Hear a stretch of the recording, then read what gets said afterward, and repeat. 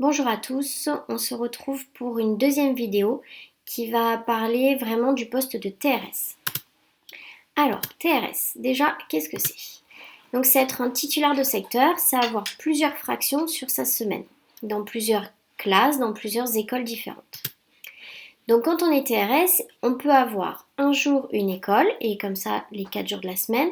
On peut aussi avoir un temps plein, ou on peut aussi avoir un mi-temps, par exemple, sur une école ou dans deux écoles différentes et avoir une autre partie de la semaine où on n'a pas de fraction et on est à ce moment-là brigade. On fait office de brigade sur la circonscription. On peut aussi avoir dans le poste de TRS des fractions où on va exercer en ASH, dans une ULIS, si la collègue qui travaille en ULIS a un temps partiel par exemple. Et quand on est TRS, on peut très bien travailler à temps partiel soi-même. Là, il n'y a aucun souci, on ne vous demandera pas de choisir entre votre temps partiel ou le poste de TRS, ce qui est différent du cas du poste de brigade. Alors, comment est-ce que ça fonctionne? Lorsque vous allez faire le mouvement, il va falloir demander en vœu précis le poste de TRS, par exemple sur Salon de Provence. Vous allez être rattaché à une école où il y aura quasiment tous les TRS de salon qui seront rattachés.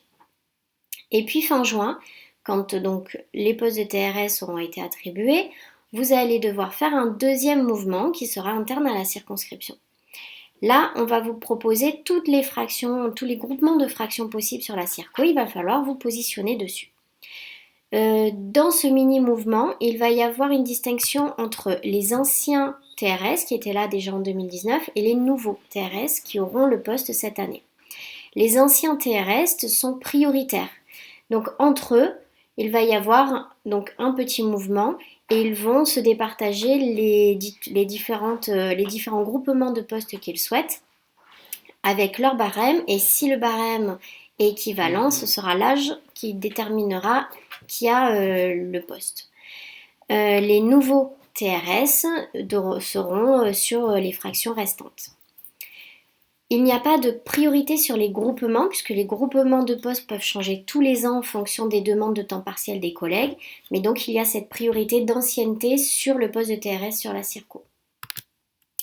Enfin, quand on est TRS, on n'a malheureusement pas d'indemnité de déplacement, c'est vraiment réservé aux brigades, mais si il y a donc des TRS qui font une partie de la semaine sur des fractions de poste, mais l'autre partie de la semaine en brigade, ils toucheront leurs indemnités de déplacement pour tous les jours où ils seront brigade.